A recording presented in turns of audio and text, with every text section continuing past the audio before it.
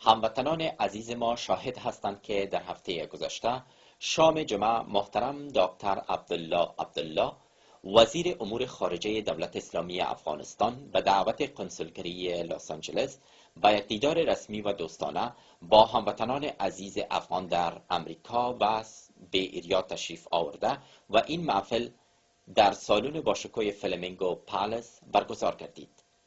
در این محفل عده کثیر هموطنان عزیز ما به دیدار وزیر امور خارجه افغانستان تشریف آورده.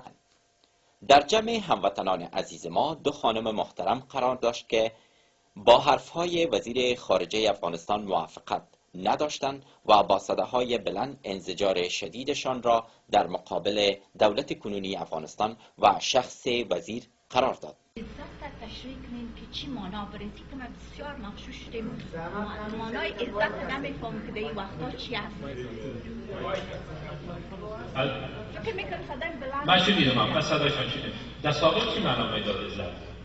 عزت کسی که غرور می داشت، حیثیت می داشت، آبرو می داشت، با پول خود نمیفروخت، مزدور نمی بود، غلام نمی بود، جاسوس نمی بود، خائن نمی بود، منافق نمی بود.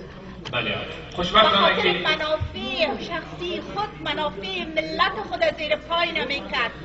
زنده باد افغانستان، زنده باد ملت افغانستان. مرد بر انسان کشا، مرد بر خائنین ملت افغان، مرد بر پشتون کشا، مرد بر تاجک کشا، مرد بر ازبک کشا. ما ملت افغانستان میخواهیم، ما پشتیبانی از ملت غیور افغان میکنیم، ما منافع افغانستان میخواهیم. اجازه بدید اگه خواهر من بارامی دروغ گفتین از اول تا به همیانه. اگر دروغ شما در افغانستان برای مردم افغانستان میگین در اینجا گفته نمیتونین، برای از این که میدیای از اینجا آزاد است و ما کلی چیز از طریق میدیا کنترل میکنیم و میشنویم. کتابایی که در اینجا چاپ شده بوش ادوار نام خودت گرفته که $10 میلیون گرفتی. خوب کردید